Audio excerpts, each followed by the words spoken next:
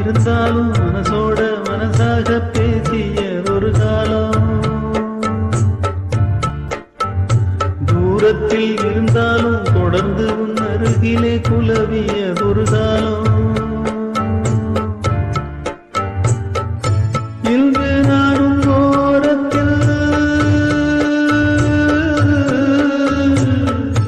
இன்று நானும் ஓரத்தில், என் மனது தூரத்தில்.